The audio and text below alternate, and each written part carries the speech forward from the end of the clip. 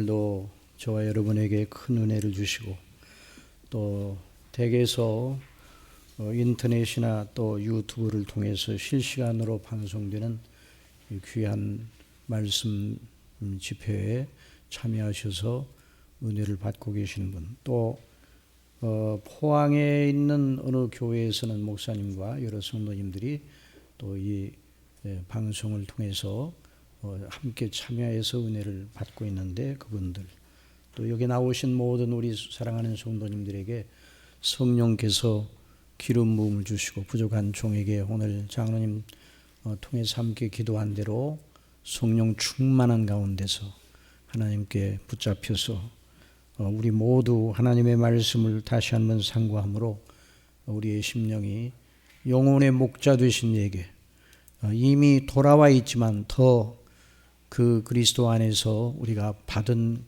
은혜의 영광을 찬미하며 우리의 생명이 더 풍성함에 이르게 하시려는 거룩하신 뜻이 우리 속에서 충만하게 나타나기를 바랍니다.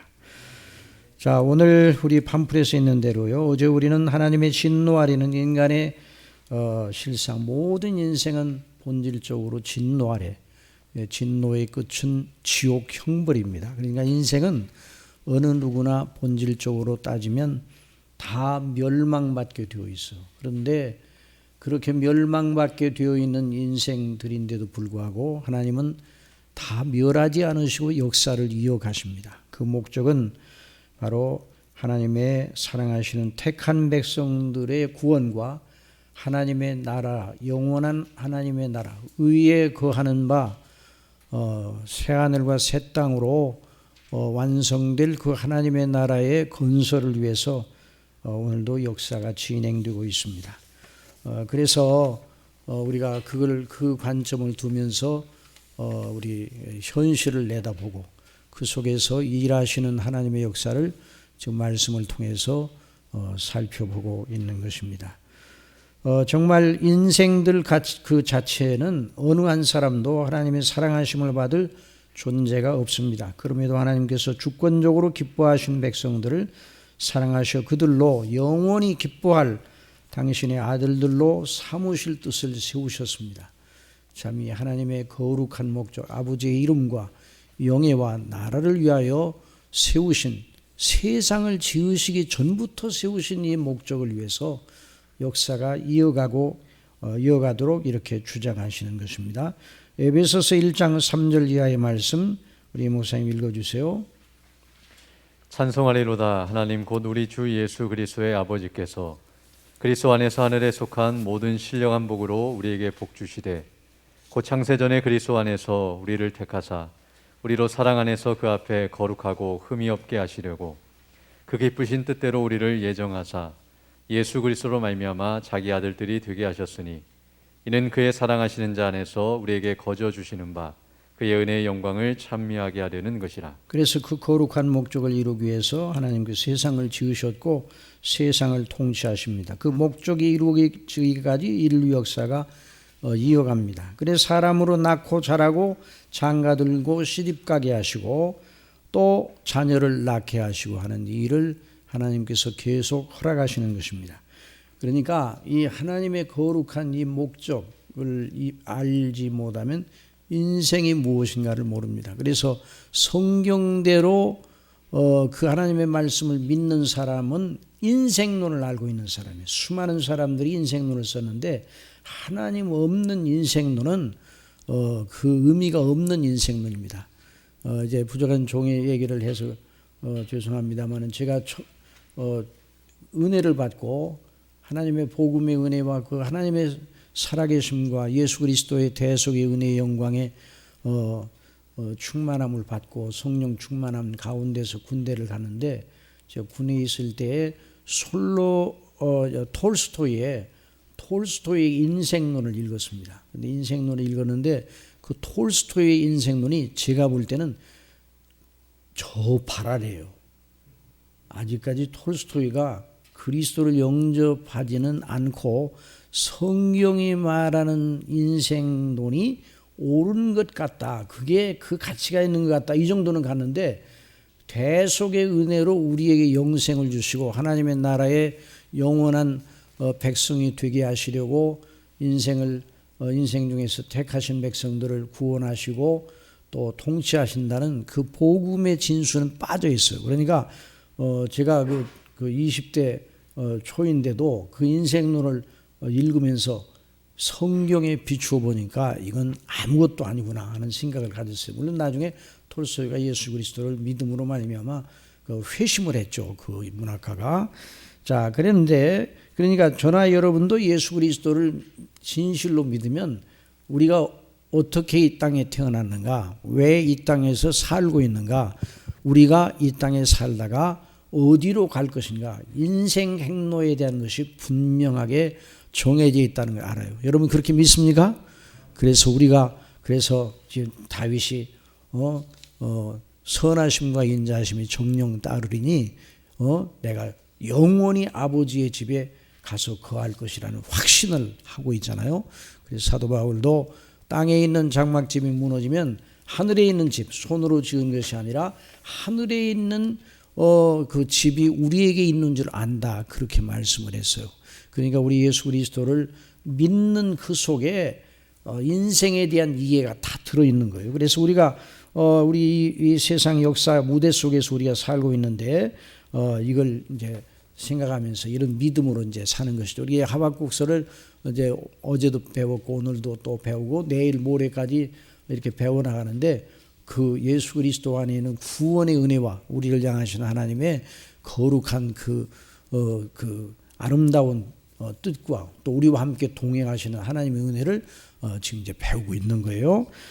그런데 이제 우리가 어제 배운 것처럼 이제 역사가 이제 하나님의 은혜로 이렇게 주장되어 나가고 있는데도 그 역사 위에는, 무대 위에는 악인도 있고 의인도 있습니다. 이면 그 밑에 보면 물론 모든 이들이 본질상 진노의 대상이지만 어떤 이들은 이렇게 택하심을 받고 빼내심을 받고 그들 진노 중에도 하나님께서 빼내심을 받은 백성들이 있어요. 그래서 그리스도 안에 있는 하나님의 은혜를 받아 구원을 받아 하나님을 아버지로 부르는 의인들이 있단 말이죠. 자, 지상의 모든 이들에게, 그런데 지상에 살고 있는 동안에는 하나님을 믿는 사람이나 믿지 않는 사람이나 모든 사람들에게 살 수 있는, 생활할 수 있는 은혜를 주셔요. 그걸 신학적으로 일반 은혜라, 일반 은총이라 이렇게 말하죠. 그래서 거기 마태복음 5장 45절 다 같이 읽어봅시다. 시작. 이같이 한즉 하늘에 계신 너희 아버지의 아들이 되리니 이는 하나님이 그 해를 악인과 선인에게 비추게 하시며 비를 의로운 자와 불의한 자에게 내리우심이라. 그러니까 해와 비와 이 모든 것을 모든 인생들 전체가 다 누릴 수 있도록 이 땅에 있는 동안에는 그래서 우리 눈에 보이는 세상의 얼굴은 그러나 이제 우리 눈에 보이는 세상의 얼굴은 악인들이 득세하고 하나님을 경외하는 성도들, 선인과 의인들이 대접을 받지 못하고 고난을 받아요. 이런 세상의 상태는 그 얼굴은 아담 범죄 이후 달라진 것이 없어요. 언제나 마찬가지예요.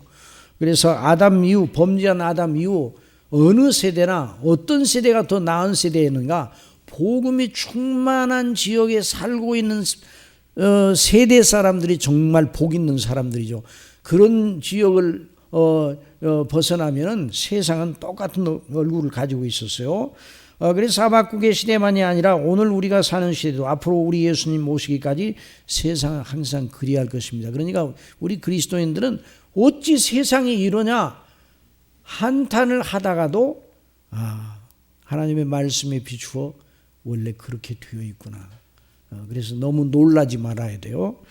자, 그래서 마태복음 23장 36절에 보면 예수님이 다시 오실 것을 내다보시면서 말씀하셨어요. 거기 한번 읽어보세요. 그러나 그날과 그때는 아무도 모르나니 하늘의 천사들도 아들도 모르고 오직 아버지만 아시느니라. 이게 역사의 끝이죠. 역사의 끝이 예수님의 재림인데 그 다음에요. 노아의 때와 같이 인자 임함도 그러하리라. 홍수전에 노아가 방주에 들어가던 날까지 사람들이 먹고 마시고 장가들고 시집가고 있으면서 자, 이런 일이 있어야 되잖아요. 예수님이 오시는 그날까지 이렇게 인간 생활은 이어지잖아요. 이어지는 거예요. 그런데 문제는 그런 생활 자체 속에 매몰되어 있고 살아계신 하나님과 우리를 향하신 거룩한 그 은혜의 영광, 이 구원의 은혜를 모르는 채 그 현실 속에 매몰되어 있으면 큰일 난다는 거예요. 그 다음에 또 읽어보세요. 홍수가 나서 저희를 다 멸하기까지 깨닫지 못하였으니 깨닫지 못하게, 이게 깨닫는 것이요. 이런 하나님의 놀라운 깨달음의 은혜, 우리에게 은혜를 주셔서 우리 영혼을 거듭나게 하셔서 각성받고 회개하여 예수 그리스도를 믿어 회심하여 예수 그리스도를 믿어 구원을 받고 하나님을 아버지로 섬기는 이런 사람들은 깨어있는 사람이에요. 그런데 깨어나지 못하고 영적인 죽음의 상태에 있다가 우리 예수님을 맞게 되면 그건 정말 영원한 파멸이란 말이죠. 그 다음에요. 인자의 맘도 이와 같으리라. 그때 두 사람이 밭에 있음에 하나는 데려감을 당하고 하나는 버려둠을 당할 것이요. 주님께서 재림하실 때에 하나님의 놀라운 영광이 나타나고 예수님께서 천사장의 나팔 소리와 함께 우리 데살로니가 거기는 한번 찾아봅시다. 우리가 이제 자 데살로니가 4장 그 16절 18절에는 말씀 봅시다. 거기 보면 데살로니가 4장 데살로니가전서 4장 16절부터 읽으세요. 읽으세요, 목사님.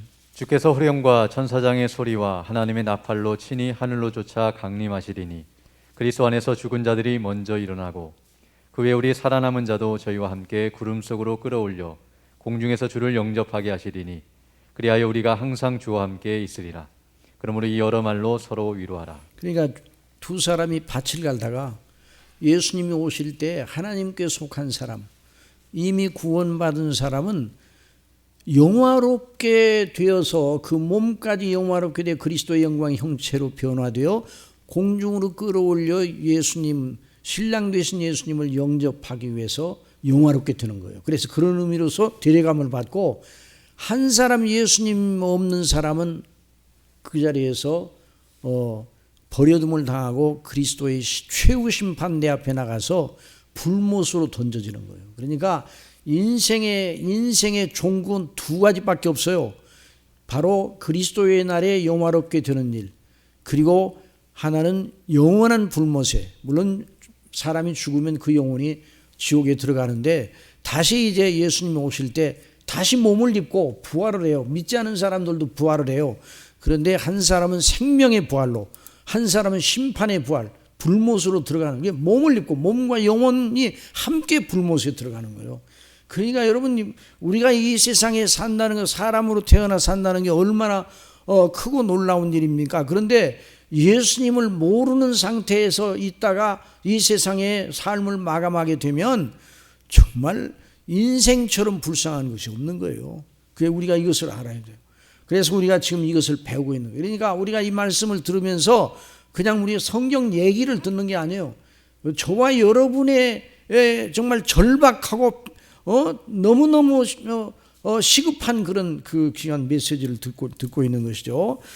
그래서 자 이제 우리 팜플에 돌아갑시다. 그래서 하나님과 예수님을 믿어 구원에 이른 믿음의 사람들은 반드시 이 세상에 살면서 현실과 마주치게 되는데, 현실과 믿음 사이의 간격을 어떻게 이해해야 하는 문제, 이게 작은 문제는 아니에요.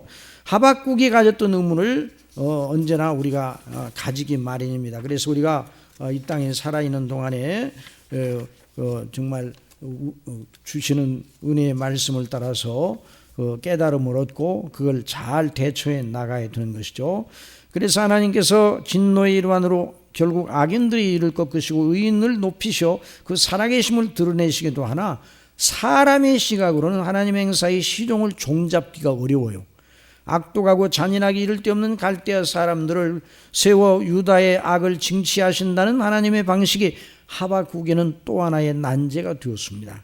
하나님께서는 정결하고 의로우신 분인데 어떻게 더 악한 자로 덜 악한 자를 치게 하시는가? 거기 읽어보세요.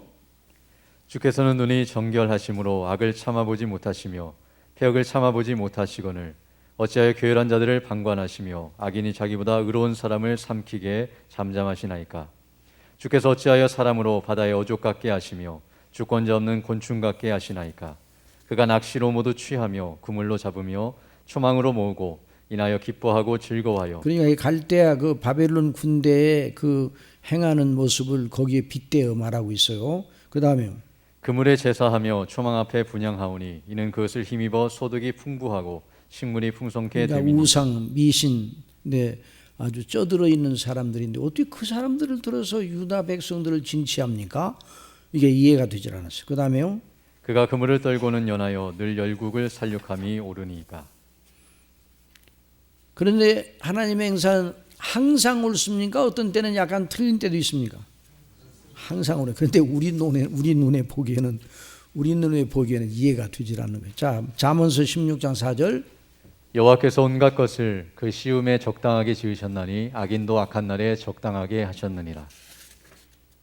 그러나 하박국의 생각으로는 그 하나님의 행사의 현실 자체도 큰 난제거리였어요. 그래서 아더 핑크는 말하였습니다. 하나님의 주권적인 섭리 속에서 하나님의 뜻을 발견하기란 어렵다 그랬어요.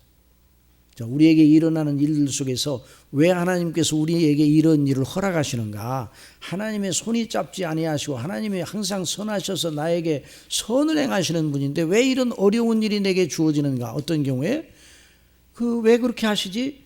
그래서 그 하나님의 뜻을 거기서 발견하려고 하는 것은 안 된다 이 말이에요. 예?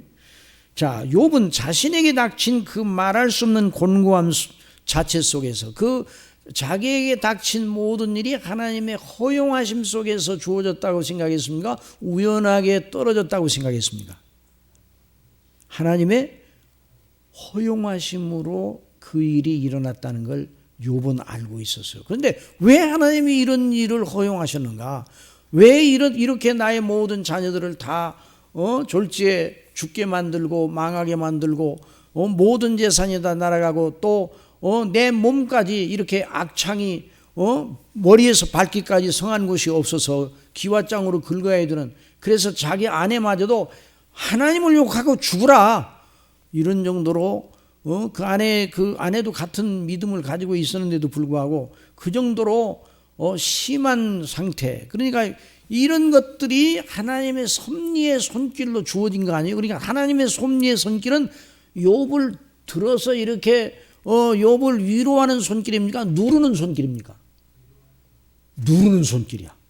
하나님의 그 섭리의 그 당시의 손길은 자식들도 다 그 졸지에 망하도록 내버려 두시고, 물론 뭐 자식이 망한다고 해서 그 자식들이 지옥에 간 건 아니에요. 하늘에 다 그 믿는 자녀들이니까 다 하늘에 갔지만은, 그러나 이 세상적인 시각으로 보면 하나님의 섭리의 손길 자체만 보면 욥을 눌러요. 욥을 그래서 침 삼킬 동안도 가만두지 않으신다고 그랬어요. 하나님이 왜 그렇게 하시는지, 그래서 하나님 그 이유를 밝혀주시면, 범죄는 안 했지만 하나님께 대한 불만이 있었어요. 무슨 불만인가?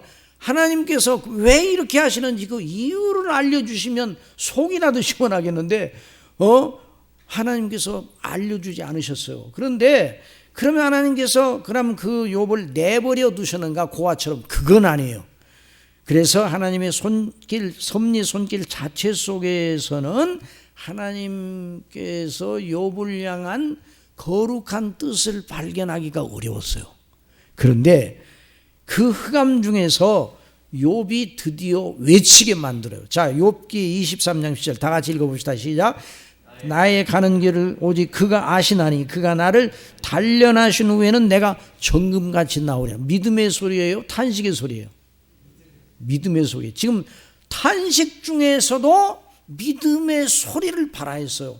너무너무. 근데 이 고백을 할 때 욥이 완전히 이제 그 건강한 상태로 회복이 돼서 이런 말을 했는가? 그렇잖아요. 앞을 보거나 뒤를 보거나 어디를 보도 하나님이 안 보이신다고 그랬어요. 그 문맥에서 보면.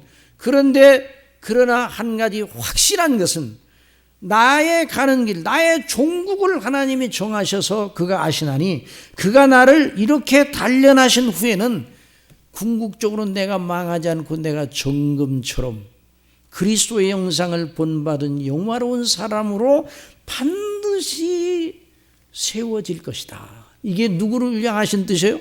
욥을 향하신 하나님의 뜻이에요. 하나님의 목적. 그 하나님의 목적을 생각하니까 하나님의 목적을 생각하니까 섭리의 손길 위에 있는 하나님의 목적, 하나님의 섭리의 손길도 그 하나님의 목적을 이루는 과정 중에 이루하는 일환이에요. 그러나 섭리의 손길 자체만 보면 이해가 안 되는데, 그래서 눈에 보이는 현실이 아닌 하나님의 약속과 하나님의 말씀, 그 복음의 놀라운 계획과 목적을 염두에 두고 거기에다가 자기 자신을 온전히 묶으니까, 그러니까 이미 배웠던 하나님의 말씀, 그러니까 욥이 이걸 언제 알았어요?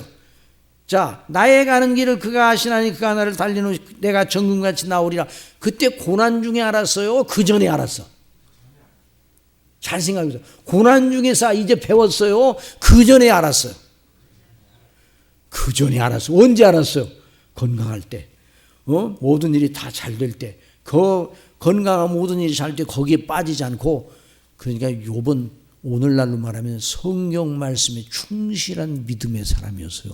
복음의 말씀으로 그 편할 때 복음의 말씀으로 자기의 편한 날이 언젠가는 지나가고 하나님 앞에 설 때가 오고 누구나 다 죽는다는 사실을 알고, 그리고 그런데도 하나님께서 우리를 택하시고 구원하셔서 하나님 나라의 영원한 영광에 거하게 된다는 이 놀라운 교리, 복음의 교리를 배웠어요. 그 전에 이 고난을 받기 전에 배우니까 고난 받을 때 결국 고난이 그 사람을 짜부러뜨리는 것이 아니라 그것이 연단의 과정이 되어서 하나님의 섭리의 손길 속에서 그걸 이겨내게 하셔서 이런 신앙 고백을 하고 결국 믿음으로 서게 된 거예요. 그러니까 우리가 환난을 당했을 때 하나님이 주시는 은혜를 위하여 부르짖는 것도 너무나 중요한데, 너무너무 중요한 것은 환난을 당하지 않고 우리에게 주어진 기회가 있을 때 하나님의 말씀을 부지런히 배우는 건 너무너무 중요한 일이에요. 그러니까 욥이 만일 환난 당하기 전에 믿음이 없었다면 욥은 망한 거예요. 그러니까 환난 당하기 전에 모든 것이 다 잘 될 때, 잘 되고 있을 때 믿음을 지켰단 말이죠. 모든 것 잘 되는 그 속에 그 어리석은 부자처럼 자기 소출이 많아서 거기에 넉넉하다고 생각하고 내 영혼아 이제 뭐 편히 쉬고 먹자 이렇게 하지도 않고, 날마다 호화로에 연락하는 부자처럼 그 자체에 빠져가지고 있지도 않고, 언제나 자기에게 주어진 여건과 조건을 바라보지 않고 살아계신 하나님과 동행하는 믿음의 사람이었어. 그러다가 그런 그 욥의 환난을 만났잖아요. 그러니까 사단이 욥에게 하나님께서 복을 주시는 걸 보고 시샘하면서 하나님이 그렇게 산후를 두르도록 많이 주셨으니까 제가 하나님을 경외하지 그거 다 뺏어보세요. 그러면 당장에 하나님을 그냥 등지고 배반할 겁니다. 배반하지 않잖아요. 그러니까 하나님이 욥을 믿었어요, 안 믿었어요? 그럼 누구를 믿었어요? 대답 잘 하셨어. 하나님이 욥을 믿은 게 아니라 누구를 믿었어요? 하나님 자신을 믿었어요. 하나님께서 욥에게 주신 은혜, 그리고 그리스도를 통해서 욥을 향하여 구원해 내셨잖아요. 그 속에 누가 계셔요? 성령께 역사하셔서 늘 감동 주시는 게 성삼위 하나님의 은혜. 그러니까 하나님은 누구를 믿으시는가? 당신 자신을 믿으셔요. 그러니까 저와 여러분을 사랑하시고 구원해 내셨는데 우리 자신의 본성이나 우리 자신의 사람됨을 믿는 게 아니라 우리를 구원해 내심으로 새 사람이 된 새로운 피조물도 되게 하신 하나님의 은혜의 영광, 그 미쁘심을 버리지 않는 거예요. 그걸 생각하시고 사단에게 욥을 제한적으로 맡겨놨다. 그 생명에는 손대지 말라. 그래서 욥이 그런 믿음으로 이렇게 외쳤던 거예요. 믿음으로. 그러니까 오늘 우리는 욥이나 하박국이나 모든 믿음의 사람들과 우리 모두를 다루시는 한결같은 은밀한 은혜의 방식, 하나님의 방식을 이건 받은 자밖에 몰라요. 이 방식을 배우는 거예요. 성경, 이 하박국서뿐만 아니라 성경 전체가 그걸 우리에게 가르쳐 주는 거예요. 그래서 오늘도 우리 하박국서 이제 읽은 본문 속에 정말 우리의 믿음의 진수가 되는, 믿음의 방식의 진수가 되는 것이 아주 그냥 금맥처럼 깔려 있어요. 그래서 우리가 이건 공부를 하는 거예요. 그래서 믿음은 그 하나님의 은혜의 방식의 산물이요, 또 은혜의 방식에 대한 정당한 반응입니다. 성령님께서 오늘 우리에게 기름 부음을 주시어 그걸 가르쳐 주시기를 바랍니다. 그걸 가르쳐 주실 줄 믿습니다. 이걸 사모하시기 바랍니다. 이걸 사모하셔서 이런 놀라운 하나님의 은혜에 대한 확신이 넘치게 될 때 우리가 욥이 받은 그 은혜, 그 하박국이 받은 은혜, 아브라함이 받은 은혜, 사도 바울이 받은 은혜, 다니엘, 다윗, 그 성경의 모든 위인들이 받았던 그 은혜를 우리가 동일한 믿음을 받았잖아요. 우리가 이걸 생각하면서 우리가 함께 이제 공부를 하는 거예요. 그 하나님을 우리가 찬미해야 됩니다. 그래서 경건한 자가 따를 하나님의 방식. 자, 하나님의 말씀을 따라 하나님을 믿는다 할 때 우리 편에서 모든 걸 훤하게 이해한 결과로 그렇게 믿는다는 말은 아니에요. 물론 하나님께서 말씀하신 바를 이해하려고 애를 쓰는 것은 나쁘지 않습니다. 그러나 하나님의 말씀을 이해하는 것은 우리의 능력을 초월합니다. 그래서 경건한 자는 어떻게 한다고요? 하나님께 기도하는 거예요. 다 같이 거기 읽어보세요. 우리 목사님. 내 눈을 열어서 주의 법에 기이한 것을 보게 하소서. 나는 땅에서 객이 되었사오니 주의 계명을 내게 숨기지 마소서. 우리가 하나님과 예수님을 믿을 때 경건한 의문이 계속 일어납니다. 그러나 그 의문들의 답을 우리 사람 편에서 찾으려 하지 말고 하나님의 말씀인 성경과 그 말씀을 깨닫게 하시는 하나님의 성령님의 가르침 속에서 찾아야 합니다. 뒤에 가서 우리는 이제 성령님의 역사, 오늘은 이제 여기까지는 깊이 들어가지 않겠지만 내일 모레에 걸쳐서 성령님께서 어떻게 예수 그리스도를 믿는 믿음을 우리 속에 일으키시고 견지하시는가에 대해서 또 공부를 할 것입니다. 그래서 하나님께서는 하박국을 다루시되 그의 수준에 맞게 의문을 풀어주시는 방식을 취하지 않으십니다. 그래서 경건한 하박국은 자기의 이해 수준으로는 이해되지 않은 큰 의문을 하나님께 기도로 여쭈었습니다. 하나님께서는 하박국이 간구에 응답하셨습니다. 하박국은 경건한 자기 백성의 은혜를 나누시는 방식을 알고 있었기에 그 응답을 기다렸어요. 그것이 참된 믿음과 경건의 방식입니다. 그래서 참된 믿음의 사람은 하나님의 말씀을 믿되 그 말씀이 우리 생각과 충돌이 일어날 때 혼자 고민하지 않고 하나님께 간구하여 말씀에 집중하게 되는 겁니다. 여러분, 저나 여러분의 영적 침체의 문제는 언제 일어나는가? 나와 현실에 집착할 때 일어나요. 그래서 로이돈 목사님은 요한일서 강해에서 이렇게 말했습니다. 성경에 따르면 성경의 인간의 영적 질병의 원인은 하나님의 형상대로 지음 받았음에도 불구하고 그래서 하나님을 의존하고 복종하며 살아야 하는데도 불구하고 갑자기 사람이 범죄할 때 자신을 하나님과 동등되게 하려고 하며 자신을 주목하기 시작해. 그래서 하나님과 함께 하나님과 동등되는 것으로 자기 자신을 주장하기 시작하였을 때 인간이 큰 문제가 일어나게 되었단 말이죠. 그래서 세상에서 살 때에 이제 우리가 죄 가운데 있는 사람들은 왜 이 세상에서 살아가느냐? 내 자아를 형성하고 내 자신을 이제 구가하고 내 삶을 구가하고 나 자신을 드러내고 성공적으로 한번 뽐나게 한번 살아봐야 된다. 떵떵거리고 한번 살아보는 그런 삶을 살기 위해서 인생을 산다. 그러면요 결국은 그 마지막은 뭔가니 반드시 울게 돼요. 반드시 울게 돼요. 반드시 곤비한 상태에 떨어지고 허무주의에 떨어지고 비참에 떨어지고 그러다가 결국 그 늪에서 벗어나지 못하면 파멸의 지옥으로 떨어지는 거예요.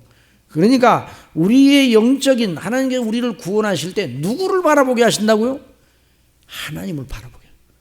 창조주 하나님, 구속주 하나님, 우리 주 예수 그리스도를 통해서 우리를 구원하신 하나님 바라보도록 하셔요. 성령께서 우리에게 역사하셔서 하나님이 사랑하시는 우리 심령으로 하여금 모든 조건과 모든 여건과 어떤 상황 속에서도 그 조건과 그 환경 자체를 바라보지 아니하고 하나님을 응시할 수 있도록 구원해 내실 때 그렇게 하시는 거예요. 그래서 지금 이제 하박국이 그 거룩한 의문이 일어날 때 누구를 응시해요? 현실 때문에 고민을 하다가 결국 누구를 응시해요? 하나님을 응시하면서, 자, 하박국 2장 1절 거기 다 같이 보세요. 시작. 내가 내 파수하는 곳에 서며 성류에 서리라. 그가 내게 무엇이나 말씀하시는지 기다리고 바라보며. 어떻게 기다렸어요? 여기 성류에 섰다고 그랬어요. 그러니까 간절히 바라보는 거예요. 간절히.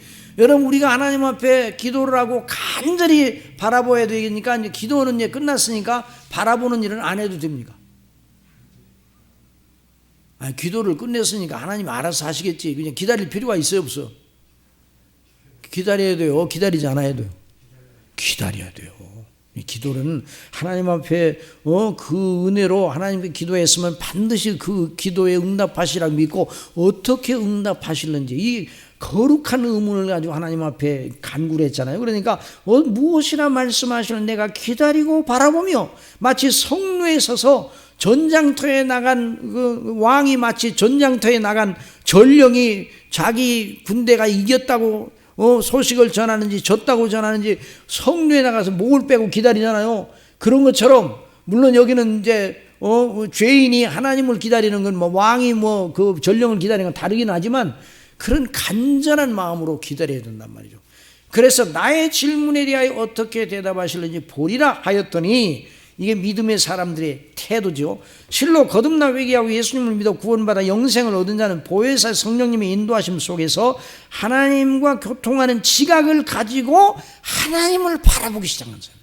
하나님, 그러니까 하나님과의 관계, 하나님과의 교제가 시작된 사람 아니에요? 그러니까 하나님께로부터는 은혜를 늘 기대하는 사람이에요. 자, 믿음이 없고 있고는 그 사람의 마음속에 하나님에 관하여 일어나는 의문에 대하여 어떤 자세를 견지하느냐를 보면 알 수 있어요. 참된 믿음, 곧 경건이 있는 능력 있는 믿음은 자기 속에 일어나는 의문 때문에 하나님을 믿는 걸 중단합니까? 중단하지 않습니까? 중단하지는 않아요. 그런데 그 믿음을 의문이 생길 때 어디로 나갑니까? 하나님의 은혜의 보좌 앞에 나가요. 자, 히브리서 4장 15절 읽으세요, 목사님. 우리에게 있는 대제사장은 우리 연약함을 채울하지 아니하는 자가 아니요 모든 일에 우리와 한결같이 시험을 받은 자로되 죄는 없으시니라. 그럼 우리가 긍휼하심을 받고 때를 따라 돕는 은혜를 얻기 위하여 은혜의 보좌 앞에 담대히 나아갈 것이니라. 그러나 믿음이 있는 모양을 보이나 실상은 경건한 능력이 없는 자들이 있어요. 그런 이는 의문이 생기면 마치 그 의문이 풀리기까지 하나님을 믿고 신뢰하는 일을 멈추는 것이 정당하다는 양 생각해요. 그건 믿음이 아니에요. 여러분, 우리의 의문이 풀릴 때까지는 우리 믿음을 중단하면 그 믿음이 아니에요. 우리에게 의문이 들더라도 하나님을 믿는 믿음은 철회해야 돼요? 계속 견제해야 돼요? 견제하면서 하나님의 가르치심을 기다려야 돼요. 언제도 말씀드렸지만 어떤 분이 찾아와서, 목사님, 제가 한 가지 목사님께 여쭤보려고 왔습니다. 한 50대 되신 분이. 그때 이제 우리 몇 년 전에 성경에 보니 하나님은 예서를 미워하고 야곱은 사랑하셨다 했는데요. 그 형제들이 어머니의 태중에 있을 때부터 하나님께서는 예서를 미워하고 야곱은 사랑하셨는데 왜 하나님께서 그렇게 우리가 볼 때는 불공평해 보이는 처사를 행하셨는지 그 이유를 아세요? 그렇게 물어보는. 그래서 제가 전 모르겠어요. 저는 하나님이 기뻐하시는 뜻대로 가지고 그러니까. 아니, 기뻐하시는 뜻이 뭐냐고요. 그러니까 그 이유가 뭐냐고. 그래서 아니, 하나님이 기뻐하시는 뜻이죠. 그래서 그러니까 목사님도 잘 모르시는군요. 그러더라고요. 그래서 저는 모르겠습니다. 그랬더니 우리 목사님도 모르시더라고요. 그래서 그 교회를 안 나가기로 했습니다.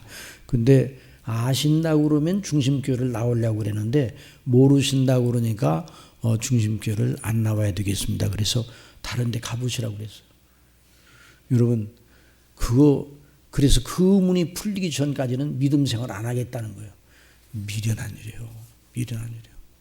자, 우리는 의문이 해소되었기 때문에 믿는 게 아니에요.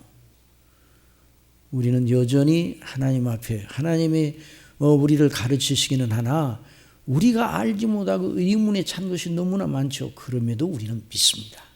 하나님의 완전하심과 하나님의 위대하심과 하나님의 하나님 되심을 믿기 때문에 우리는 믿죠. 그래서 세상에 우리에게 의문을 갖게 하는 것이 어디 한두 가지예요. 우리가 먹는 음식을 먹고 물을 마시면 왜 시원하고 음식을 먹으면 왜 에너지가 생깁니까? 그 이치를 뭐 과학적으로 뭐 설명하기는 하지만 그거 다 배우고 난 다음에 먹어요. 그거 알고 난 다음에 먹어요. 그러면 그 사람은 굶어 죽어요 나중에. 그러니까 뭐 이런 일이 한두 가지가 아니에요. 그래서 그런데 우리가 하나님을 믿는다고 할 때 어찌 의문이 없겠어요. 굉장히 제일 어려운 것이, 가장 하나님을 아는 것이 최고 중요한 문제인데 하나님을 아는 것이 가장 어려운 난제예요. 그래야 안 그래요? 하나님을 아는 것이 최고 어려워요. 하나님을 아는 것이. 그래서 최고의 난제입니다. 하나님의 존재, 하나님의 속성, 하나님의 어떤 성품을 가지셨는지, 어떤 목적을 가지셨는지, 하나님을 아는 지식 어떻게 알아요?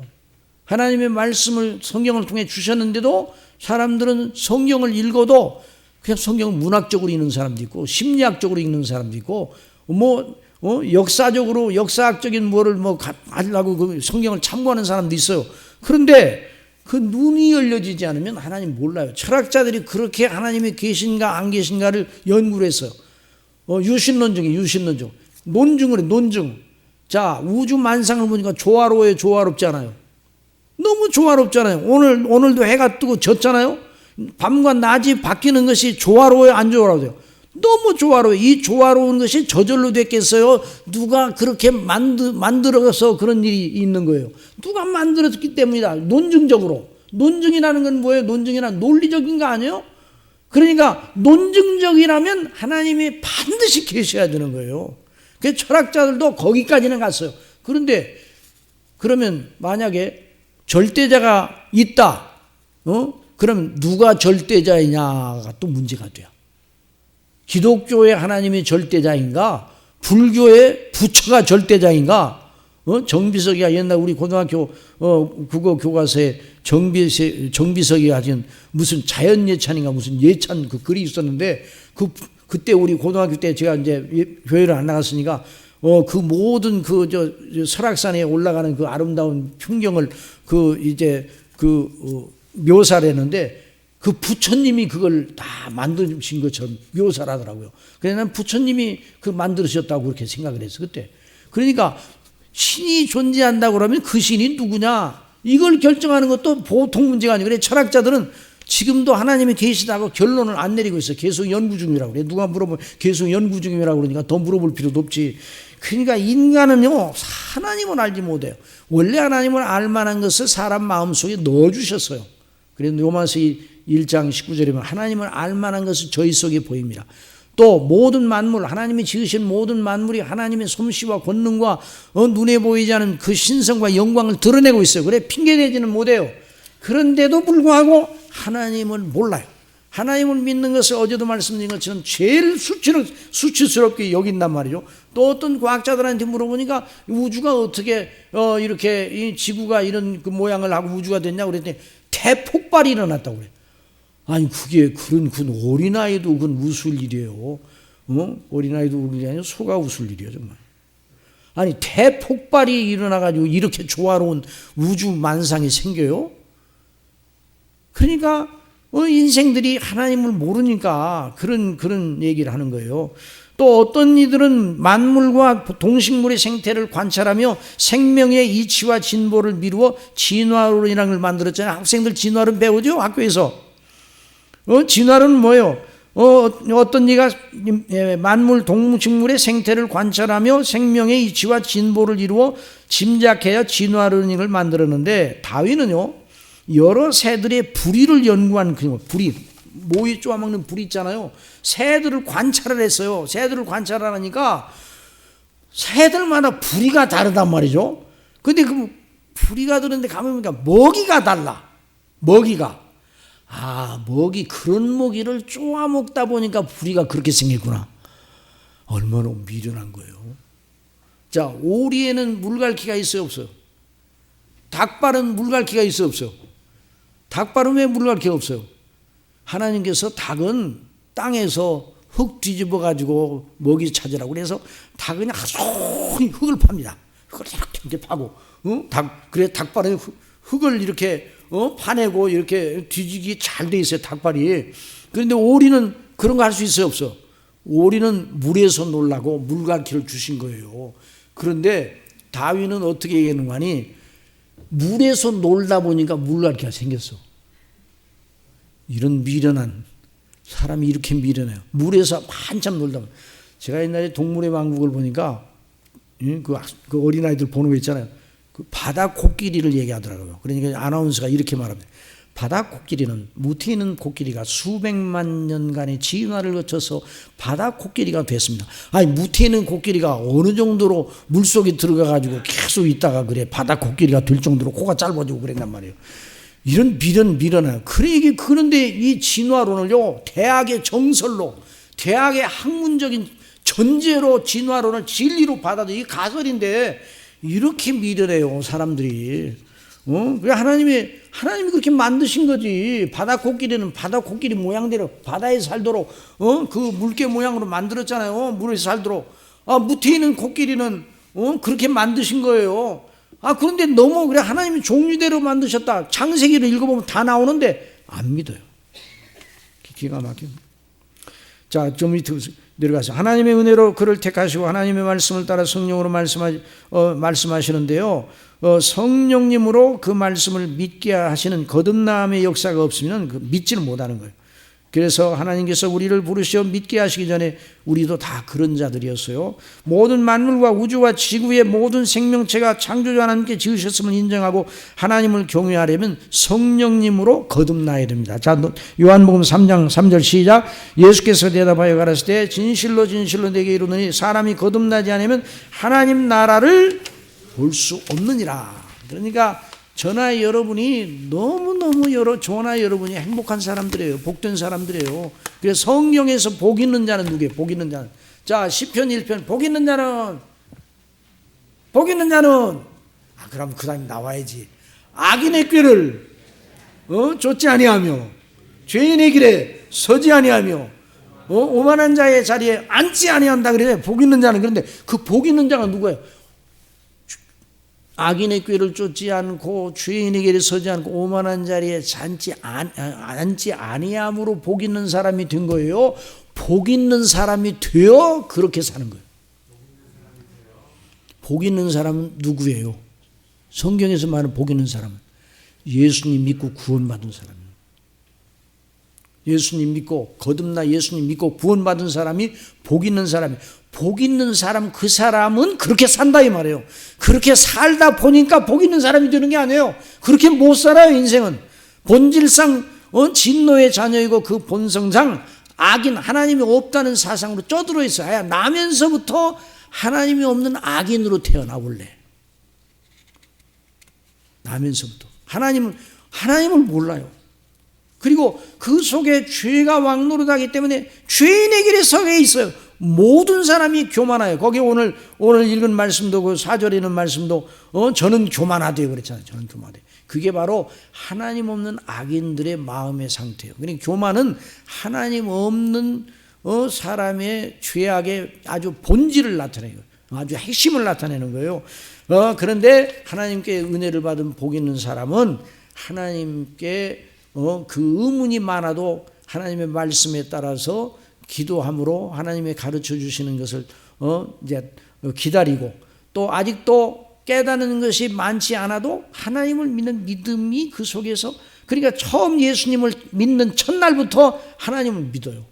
하나님 그 말씀을 다 모르는데도 하나님을 믿어. 성경 전체를 다 읽어본 적도 없는데 어느 날 예수님을 믿으라는 이 복음 전도자의 말을 듣고 나도 예수님 믿어야 되고 정말 내가 죄인이야. 예수님이 하나님의 아들이라고 그분이 나를 위해서 죽으셨다고. 근데 그것이 믿어지네. 정말 나도 그거 믿고 싶어요. 이렇게 해서 그때부터 믿음이 생기면 그러니까 믿음으로 그 하나님을 아는 지식이 자라나는 거죠. 생명이 있어야 자라나는 것처럼 그러니까 지금 이 하박국은 생명이 있는 사람이에요. 저나 여러분들 생명이 있기 때문에 이 말씀을 듣고 있는 거예요. 그러니까 하나님께서 그 생명 있는 영생 얻은 우리에게를 어떻게 다루시는가? 하박국을 어떻게 다루셨는가? 오늘 우리를 어떻게 다루시는가? 여기 이제 2절부터 거기 한번 2절 3절 읽으세요 목사님. 여호와께서 내게 대답하여 가라사대 너는 이 묵시를 기록하여 판에 명백히 새기되 달려가면서도 읽을 수 있게 하라. 이 묵시는 정한 때가 있나니 그 종말이 속히 이르겠고 결코 거짓되지 아니하리라. 비록 더딜지라도 기다리라. 지체되지 않고 정령 응하리라. 자, 그러니까 하나님께서 바로 하박국에게 의인은 믿음으로 말미암아 살리라 이렇게 말씀하지 아니하시고 그 말씀보다 앞서서 하나님께서 당신의 백성들에게 은혜를 주시는 방식을 먼저 배우게 하셨어요. 그런 다음에 의인은 믿음으로 말미암아 살리라는 말씀을 주셨어요. 그러니까 우리도 거기에 따라 배워야 돼요. 자, 거기서 우리 목사님 더 읽으세요. 여기서 묵시는 하나님께서 하박국에게 주신 계시요 그의 의문에 대한 하나님의 응답이다. 그런데 이것이 하박국 개인에게만 국한되는 것이 아니고 하나님의 백성들 전체를 향한 계시의 말씀이다. 자, 여기서 우리는 하나님께서 우리를 다루시는 중요한 방식 하나를 만난다. 우리가 우리를 압박하는 어떤 현안 문제에 대하여 기도드리면서 우리가 무엇을 흔히 바라는가, 속 시원하게 하나님께서 그래 이 일은 이렇게 하고 저 일은 저렇게 하라는 식으로 응답해 주시기를 바란다. 자, 우리는 기도할 때 이렇게 해 주시기를 바라죠. 근데 그렇게 해 주셔요? 안 해 주셔. 그 다음에요. 하박국도 아마 그런 응답을 기다렸는지 모른다. 그러나 하나님께서는 그 현안, 유다 왕국의 운명 자체에 대하여만 응답하지 않으셨다. 도리어 그 현안을 바르게 이해하기 위하여 빛을 주는 더 큰 묵시, 더 포괄적인 하나님의 목적에 해당하는 비전과 깨달음을 바라보게 하셨다. 그러니까 더 큰 안목을 가져야 돼. 더 큰 안목을, 원리적인 더 큰 안목을 가지고 그 문제를 접근할 수 있도록 해주신단 말이죠. 이게 이제 하나님께 저와 여러분을 다루시는 방식이에요. 자, 거기 또 보세요.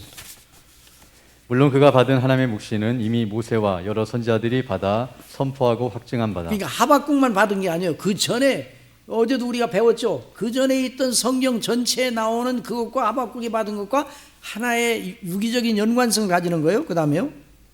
옛적의 선지자들로 여러 부분과 여러 모양으로 우리 조상들에게 말씀하신 하나님이, 여기서 하나님께서 말씀하셨다는 것은 우리 사람식으로 말만 하고 그 말에 해당하는 일은 하지 않는 식을 생각하면 안 된다.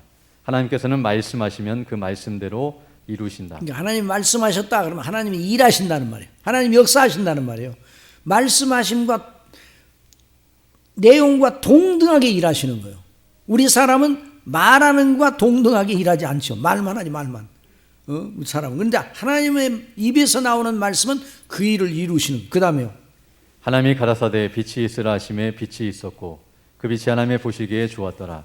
하나님이 빛과 어둠을 나누사 비와 눈이 하늘에서 내려서는 다시 그리로 가지 않고 토지를 적셔서 싹이 나게 하며 열매가 맺게 하여 파종하는 자에게 종자를 주며 먹는 자에게 양식을 줌과 같이 내 입에서 나가는 말도 헛되이 내게로 돌아오지 아니하고 나의 뜻을 이루며 나의 명하여 보낸 일에 형통하리라.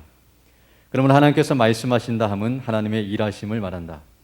물론 약속과 성취의 구도 속에서 주어지고 확증된 그 계시의 말씀의 요체는 바로 하나님의 아들 예수 그리스도를 통하여 이루실 백성들의 구원과 하나님 나라의 건설이다. 그러니까 하나님의 말씀, 하나님의 일하심의 핵심은 뭐라고요?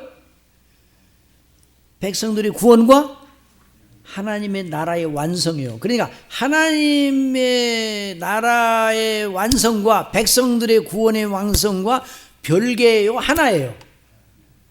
왜? 그 나라의 백성이 누구예요? 구원받은 백성들이 하나님 나라의 백성이에요. 그러니까 어떤 사람이 예수님을 믿는다 그러면 그 사람에게 뭐가 임했어요? 하나님의 나라가 임한 거예요. 그 사람이 누구 나라로 옮겨졌어요? 하나님의 나라, 하나님의 아들의 나라, 흑암의 권세에서 건전해 오셔서 그 하나님의 아들의 나라로 옮겨진 거예요. 그런데 가끔 잘못하면 이제 하나님 나라에 있다가 다시 이제 옛날 흑암 권세로 또 떨어지기도 하죠. 라고 생각하면 큰일 나는 거예요. 한 번 옮겨지면 물론 우리 연약해서 물론 그 뭐 연단을 받고 하는 징계를 받는 일이 있더라도 다시 이전으로 돌아가지 않는 거예요. 따라서 한 번 구원은 영원한 구원이다. 이렇게 말했다고 해서 어떤 사람이 그럼 목사님 그렇게 자꾸만 말하면 사람들이 방종스럽게 살잖아요. 그런데 진짜 구원받은 사람은 방종스럽게 살 수가 없어요. 물론 연약이 아직도 있어서 넘어지고 실족하여 넘어지고 유혹받을 때도 있기는 있지만 그 속에 성령께서 계시기 때문에 예수님의 피로 값주고 사신 사람들은 방종스럽게 살 수가 없어요. 그거 염려하지 마요. 그러니까 교회에서 하나님의 복음의 은혜를 너무 많이 말하면 방종스럽게 산다. 그건 잘못된 소리예요. 하나님의 은혜에 대해서 제대로 못 배우니까 그런 소리를 하는 거예요. 그리고 신학자들 가운데 너무 이신층이 믿음으로 말미암아 은혜로 값없이 의롭다움을 받고 은혜로만 그리스도의 의로만 그 피로만 죄사 안 받고 의롭다움을 받는다는 걸 강조를 많이 하게 되면 그 사람들이 도덕적으로 부실해진다, 윤리 실종이 일어날 수 있다 이렇게 주장하는데요. 그렇게 주장하는 게 세관점 주자들인데 그 사람들은요 복음의 능력이 무엇인가를 몰라요. 복음은 능력이 아니에요. 능력이 어떤 능력이에요? 죽은 자를 살리시는 능력이에요. 영원히 살리시는 능력이에요. 복음은 내가 복음을 부끄러워하지 않느냐는 이 복음은 모든 믿는 자에게 구원을 주시는 하나님의 능력임이라 그랬어요. 그러니까 새로운 피조물이 되게 하는 그 능력이 하나님의 능력이 아니에요. 예수님이 십자가에 죽으시고 다시 사신 그게 복음의 핵심 아니에요. 하나님의 아들이 죽으셨어요. 그리고 다시 사셨어요. 그래서 그 은혜로 사람을 살려냈는데 어떻게 그 사람이 죄에 계속 거하면서 방종스럽게 살도록 내버려 두시고 그 사람이 그렇게 하겠어요. 물론 연약함이 있어도 넘어지기는 하지만 예전으로 다시 그러니까 진짜 한 번 구원받은 사람 영원한 구원이에요. 그래서 영생이라고 하는 거예요. 여러분 아담과 하와는 처음 지음을 받았을 때 영생을 받았습니까? 안 받았습니다. 처음 범죄하기 전에 영생을 가졌습니까? 안 가졌습니까? 가졌어요? 안 가졌어요? 가졌다고 생각하면 안 돼요. 범죄함으로 타락했잖아요. 예? 범죄함으로 타락해서 그래서 생명나무의 실과를 못 따먹게 했죠. 영생할까 하노라. 그래 못 따먹게 화염금으로 들어오면 화염금으로 지켰잖아요. 그러니까 아담이 범죄를 안 했더라면 범죄 안 하는 한은 죽지 않고 계속 살아있겠지만은 범죄함으로 인해서 그 생명을 본래 가졌던 원의를 의존한 생명은 중단이 됐어요. 생명이 죽었어요. 그런데 그리스도 안에서 복음으로 말미암아 그리스도의 피로 구속함을 받고 죄의 사함을 받고 그 의롭다함을 받은 영생 얻은 사람은 연약하고 넘어져도 영생이 물려줘요. 여전히 있어요. 여전히 그 영생에서 떨어지질 않아요. 은혜에서 떨어지질 않아요. 이걸 잊지 말아야 돼요. 우리가 예수님 믿고 구원받은 것이 들락날락하는 게 아니에요. 그래서 예수 그리스도를 믿는 사람들은 정죄함이 있어요? 없어요? 없어. 죄가 없다는 말은 아니에요. 여전히 넘어져. 죄도 지을 수 있어요. 그렇지만 그거가 그 사람에게 영생을 빼앗아가지 않도록 그러니까 예수 그리스도를 믿는 사람들의 상태가 얼마나 견고한 상태인가. 그 성경이 그래서 한 번 구원은 영원한 구원이라는 말이 있는 거예요.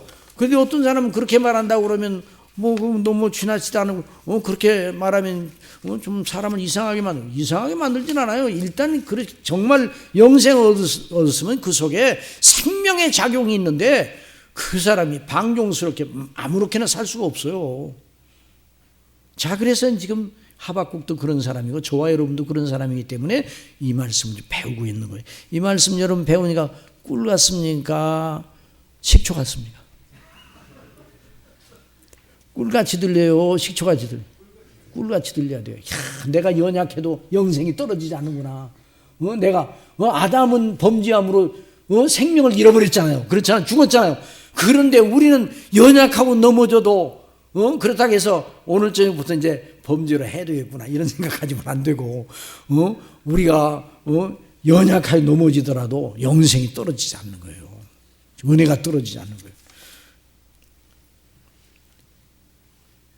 로마서 5장 20절 21절 얼른 찾아보죠. 오늘 그 생각이 나니까 자 우리 다 같이 한번 읽어봅시다.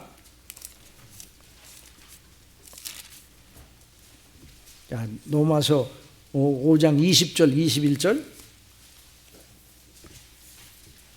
시작.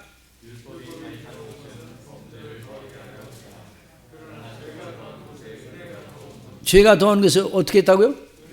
은혜가 넘쳤어요. 자, 21절 시작. 이는 죄가 사망 안에서 왕노릇하는 것 같이 은혜도 또한 의로 말미암아 그리스도의 의로 말미암아 왕노릇하여 우리 주 예수 그리스도로 말미암아 영생에 이르게 하려 함이라. 아직 안 이르렀다는 말이 아니에요. 영생, 이게 하나의 논리적으로 말하는 거예요. 은혜로 말미암아 그리스도의 의로 말미암아 그 은혜로 말미암아 죄가 넘치는 곳에 은혜는 더욱 넘쳐서 그리스도의 은혜가, 그래서 영생이 떨어지지 않는다는 걸 말하는 거예요. 여러분 믿습니까? 그러니까 마음대로 살면 되겠어요, 안 되겠어요? 자, 거기 6장 1절 보세요. 그런데 우리가 무슨 말이에요? 은혜를 더하게 하려고 죄에 거하겠느냐? 그럴 수 없느니라. 죄에 대해 죽은 우리가 어찌 그 가운데서, 죄에 대해 죽었다는 말은 누가 죽었다는 말이에요? 예수님이 우리 죄 때문에 죽으셨잖아요. 예수님이 죽은 건 우리가 죽은 거랑 마찬가지야.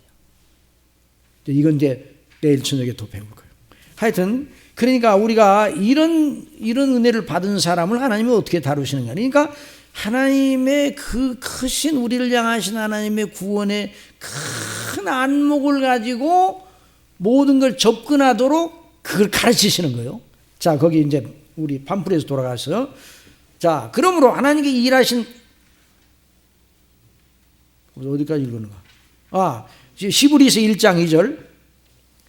이 모든 날 마지막에 아들로 우리에게 말씀하셨으니 이 아들을 만유의 후사로 세우시고 또 저로 말미암아 모든 세계를 지으셨느니라. 그러니까 아들로 말씀하셨다면 예수님이 말만 하셨어요? 예수님이 말씀하신 대로 말씀이 육신이 되어 오셔서 하나님의 그 보내신 뜻을 완성하셨잖아요. 그러니까 그걸 말씀하셨다는 말로 이렇게 함축적으로 표현해요. 그래서 이 아들로 만유의 후사를 세우시고 저로 말미암아 모든 세계를 지으셨으니, 그 다음에 1절 3절. 이는 하나님의 영광의 광채시요 그 본체의 형상이시라. 그의 능력의 말씀으로 만물을 붙드시며 죄를 정결케 하는 일을 하시고 높은 곳에 계신 위엄의 우편에 앉으셨느니라. 예수께서 저에게 이르시되 내 아버지께서 이제까지 일하시니 나도 일한다 하시매. 하나님께서 우리를 다루시는 방식은 우리의 지각을 초월하시는 하나님의 주권적인 지혜의 방식을 쓰신다. 우리는 흔히 우리를 괴롭게 하는 문제 때문에 하나님께 기도드렸는데 하나님께서는 우리의 기도를 듣지 않으시는지, 아니면 그 일 자체에 대하여는 아랑곳하지 않으시는가 하는 의문에 빠진 적이 그렇죠. 있다. 우리의 문제를 가지고 막 기도를 하는데 하나님은 은혜를 안 주시는 것 같아. 어떤 때는 관심도 없으신 것 같고, 못 들은 척 하시는 건가, 모르시는가, 관심도 없으시는가, 나를 버려두시는가, 이런 생각을 할 때가 있어. 그래 시편 77편 기자가 그렇게 말했어요. 밤에 한 나의 노래를 기억하여 마음에 묵상하며 심령이 궁구하기를 주께서 영원히 버리실까, 다시는 은혜를 베풀지 아니하실까, 그 인자심이 길이 다하였는가, 그 허락을 영구히 폐하셨는가, 하나님의 은혜 베푸심을 잊으셨는가, 노하심으로 그 긍휼을 막으셨는가 하였나이다. 그런 생각에 빠졌다면 너무 곤고하니까, 이게 다윗이 너무 곤고하니까, 너무 곤고함이 크니까 사람의 힘으로는 이겨낼 수가 없어. 그런데 하나님께서 그 곤고함을 빨리 좀 거둬주셨으면 좋겠는데, 하나님은 아무런 응답을 안 하시는 것처럼 침묵하고만 계시단 말이죠. 자기가 보기에 그럴 때에도 하나님과 예수님을 믿는 사람 믿음의 끈을 놓아야 돼요, 놓지 말아야 돼요? 우리 눈에 어떠할지라도 놓지를 말아야 돼요. 하나님이 우리를 다루시되 우리의 최고의 행복과 영광의 차원에서 다루시는 거예요. 우리를 압박하는 현안 속에서도 그 목적을 이루고 계십니다. 우리는 모르는데도 하나님이 일하셔, 일하지 않으세요? 계속 일하셔. 성삼위께서 우리를 위하여 계속 우리를 다루시고 일하시는 거예요. 우리는 모르는 가운데도. 그래서 우리를 향하신 하나님의 크신 하나님의 목적이 무엇이라는 걸 알아야 돼요. 그 큰 그러니까 우리가 예수님을 믿는다고 하는 건 우리에게 주어진 현안 속에서 그때그때마다 하나님 은혜를 주고 우리가 원하는 대로 모든 걸 다 해주신다. 이건 복음이 아니에요. 이건 이제 기복신앙, 번영신앙, 이게 다 잘못된 것이죠. 그래, 영구한, 더 포괄적이요 영구한 하나님의 나라와 하나님께서 우리를 향하신 영원한 목적을 우리로 깨닫게 해주신다. 자, 그래서 우리가 이제 신약에 보면 거기는 말씀 보세요. 자, 거기 보세요. 자, 빌립보 4장 6절. 아무것도 염려하지 말고 오직 모든 일에 기도와 간구로 너희 구할 것을 감사함으로 하나님께 아뢰라. 그러면 모든 지각에 뛰어난 하나님의 평강이 그래서 예수 안에서 너희 마음과 생각을 지키시리라. 이 대목을 처음 읽을 때 누구나 그런 생각을 해보았을 것이다. 우리가 구하는 모든 것에 하나님께서 응답하시오. 그래 내가 구하는 대로 다 이루어 줄 테니 걱정 말거라 하셨더라면 더욱 좋았을 것을. 그렇게 성경을 고치면 좋겠어요. 그렇죠? 내가 원하는 대로 다 해줄게. 알았어. 걱정하지 마. 내가 다 해줄 테니까 뭘 걱정하냐. 요렇게 돼 있으면 좋겠는데 거기 보니까 그런 대목이 없어요. 그다음 그러나 성령께서는 사도 바울로 하여금 그런 우리의 마음을 크게 높이신다. 그리하면 모든 지각에 뛰어난 하나님의 평강이 그리스도 예수 안에서 너희 마음과 생각을 지키시리라. 우리의 현안이 아직은 그대로 있으나 모든 지각에 뛰어난 하나님의 평강이 그리스도 예수 안에서 너희 마음과 생각을 지키시는 상태에 있다면 그것으로 우리는 큰 응답을 받은 것이다. 큰 산이 앞에 놓여 있어요. 현안이 넘어갈 수가 없어. 그 산 때문에 아주 산만 바라보면 아주 그냥 아주 기가 질려. 그래서 하나님 앞에 기도해서 주여 이 산을 사라지게 해주십시오. 믿습니다. 그 다음날 아침에 깼어요. 그 산이 더 높아 보여요. 그런데 하나님께서 응답을 주셨어요. 어떻게 주셨는가? 마음의 평강을 주셔서 하나님을 믿고 하나님의 위대하심과 전능하심과 우리를 향하신 영원한 목적과 그 사랑을 깨닫게 해주셨어요. 그 마음속에. 그러니까 그 산이 자기를 괴롭게 하는 무서운 곳으로 서 있었는데 그런 마음, 평강한 마음, 그리스도 예수님 안에는 하나님의 그 평강한 마음, 우리를 향하신 영원한 목적과 사랑의 그것을 기뻐하는 마음으로 그 산을 바라보니까 그 산은 아직도 있긴 있는데 그게 그 사람을 이제 겁나게 하질 않아. 응답 받았어요, 안 받았어요? 받은 거예요. 자, 그 다음 또 보세요. 물론 하나님께서는 우리의 현안과 그 압박을 모르시지 않는다. 그러나 하나님께서는 우리의 지각에 뛰어나신 방식으로 일하신다. 심지어 우리의 그 현안까지도 다 합력하여 궁극적으로 우리를 향하신 하나님의 거룩한 목적, 그 선을 이루게 하시는 하나님을 믿고 신뢰하는 평강의 마음, 그것이 하나님의 응답의 최상의 약속이다. 우리가 알거니와 하나님을 사랑하는 자, 곧 그 뜻대로 부르심을 입은 자들에게는 모든 것이 합력하여 선을 이루느니라.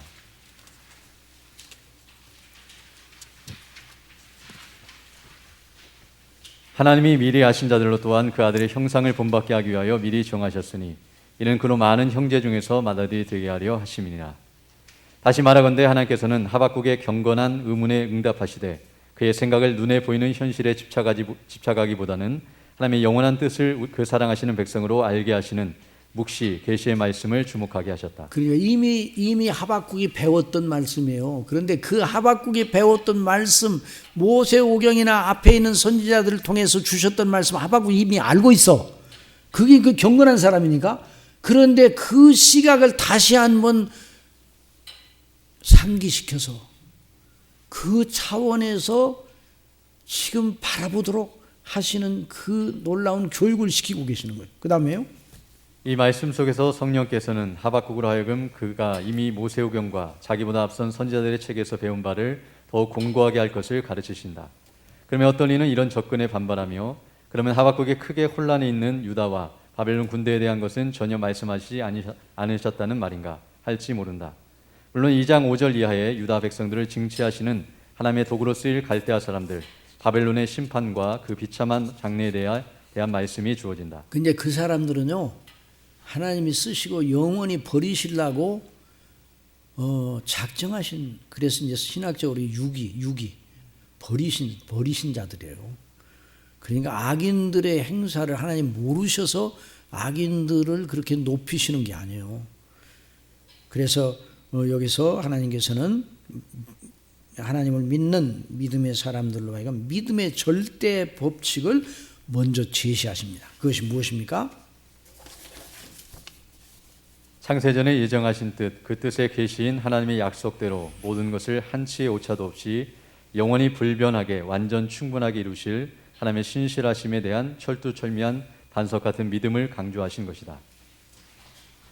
내가 내 파수하는 곳에 서며 성루에 서리라. 그가 내게 무엇이라 말씀하실는지 기다리고 바라보며 나의 질문에 대하여 어떻게 대답하실는지 보리라 그리하였더니 여호와께서 내게 대답하여 가라사대 너는 이 묵시를 기록하여 판에 명백히 새기되 달려가면서도 읽을 수 있게 하라. 이 묵시는 정한 때가 있나니 그 종말이 속히 이르겠고. 그러니까 여기 판에 달려가면서도 읽을 수 있도록, 여러분 달려가면서도 읽을 수 있도록 해놓은 게 뭐예요? 막 90km, 100km 달려가면서도 읽을 수 있잖아요. 그 뭐예요? 뭐예요? 왜 표지판, 위정표 있잖아요. 그거 달려가면서도 읽을 수 있도록 해놔야지. 그냥 나무에 가려가지고 한참 어떤 표지판은 수학 문제 푸는 것보다 더 어렵게 만들었다 그러면 그건 표지판이 아니에요. 그러니까 하나님께서 당신의 뜻을 하나님의 백성들 전체가 볼 수 있도록 높이 들어 선양하여 게시판에다 붙여놓은 것처럼 그렇게 하셨어요. 그게 뭐예요? 그게 뭐냐고요? 그게 뭐냐고요? 대답을 안 하시면 안 끝날 거야. 그게 뭐예요? 그냥 더 크게 그게 뭐라고요? 또 자꾸만 이제 두 사람만 나왔는데 그게 뭐라고요? 성경이에요. 성경은 달려가면서도 읽을 수 있도록 누구나 볼 수 있도록 게시판에다가 높이 게시해 놓은 그런 것과 같은 성격을 가지고 있어요. 그래서 성경 지금 여기서 뭘 말하는 거야? 성경의 속성을 먼저 가르치신 거예요. 성경을 주신 하나님, 따라서 성경을 주신 하나님, 성경으로 말씀하시는 하나님. 그러니까 하박국이 받은 계시는, 하박국이 받은 묵시는 우리가 가지고 있는 성경을 받은 거예요. 지금 현재. 그럼 우리는 하박국보다 더 포괄적인, 더 내용이 충실한, 더 소상한 그 내용을 지금 갖고 있어요. 본질은 이제 하박국과 똑같지만 그게 성경. 자, 거기 보세요. 계속 읽으세요. 예. 말씀 읽겠습니다. 이 묵시는 정한 때가 있나니 그 종말이 속히 이르겠고 결코 거짓되지 아니하리라. 비록 더딜지라도 기다리라. 지체되지 않고 정령 응하리라. 보라, 그의 마음은 교만하며 그의 속에서 정직하지 못하니라. 그러나 의인은 믿음으로 말미암아 살리라. 그러니까 어떤 의미에서 모든 기도에 대한, 우리 성도의 기도에 대한 응답은 성경에 계시된 하나님의 목적과 성취에 대한 우리 믿음의 강화로 나타납니다. 뭘로 나타난다고요? 우리 기도에 대한 응답은 뭘로 나타난다고요? 성경에 대한 믿음의 강화로 나타난다고요. 우리가 은혜를 받으면 뭘로 나타난다고요? 성경에 대한 믿음의 강화로 나타나요. 더 깊어져. 성경을 믿는 믿음이 더 깊어져. 우리 심령이 하나님께서 주시는 은혜를 받고 어떤 현안 속에서도 우리가 기도를 드리면 그 일을 통해서 우리의 영혼을 인도하시되 성경 말씀을 깨닫게 하는 그 식으로 인도를 하시. 그래서 내가 고난받은 것이 내게 유익이라.